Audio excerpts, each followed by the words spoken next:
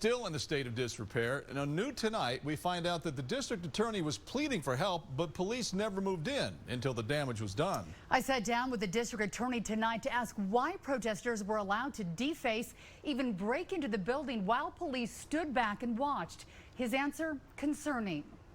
Get out. With me?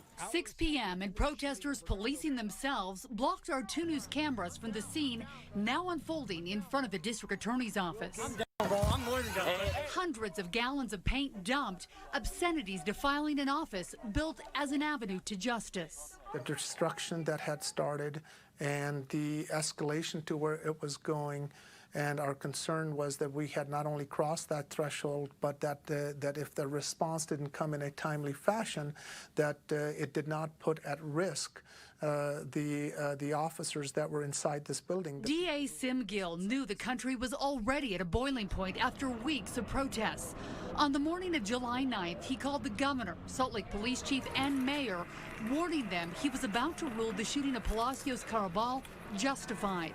Protests, even violence, should be expected. We had come up with our own contingency plans at that point on how to protect and defend the building in terms of any breach that may happen. Gill says he cleared out his building, leaving behind only a handful of his investigators who are also sworn officers. One of those investigators set aside, embedded for the night at police headquarters. Gill was watching the scene play out like everyone else on TV, increasingly worried why no one was stepping in. I was texting the chief. I was in communications with the people inside the building here. I was understanding the urgency that they were feeling, and when I did not feel like the response was coming in the way that we needed to have it, I tried to text everybody and anybody. Concerns heightened after a cop car burned on the streets of Salt Lake weeks earlier. My 2 fundamental concerns were the safety of the people who were here and the safety of our community outside of this building.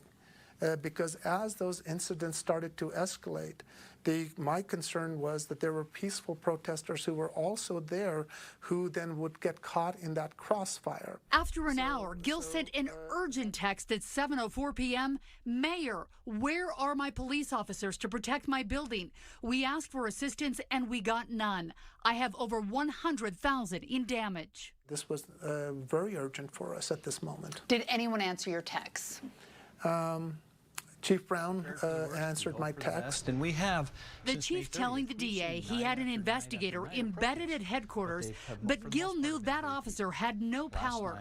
Silence from the mayor, an elected official technically in command of the police chief.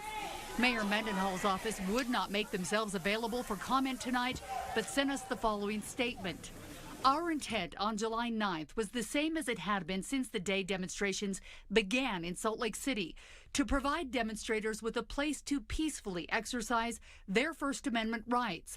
But ultimately, as mayor, I do not direct the tactical operations of our police officers. Police are not commenting either, referring us to the statements made the day after protests. I wouldn't say that we had a formal agreement with them. Formal or not, Salt Lake Police gave protesters not just the right to peacefully assemble and protest. I don't want to say that the paint was okay, but we can identify the individuals involved in that and apprehend them at a later time. I understand that those are policy decisions that are being done by a separate sovereign, and I respect them, but I can disagree with them. When all was said and done, Gill says the protection he was pleading for came the day after, in the form of an emergency order from the governor. I believe that we needed that level of protection, and I didn't care where it came from.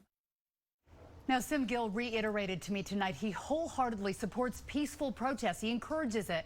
But he knew there would be a small percentage who could take and would take the opportunity to wreak havoc that night. He says the mayor and the police could have stepped in. They did not, and he admits that is their prerogative.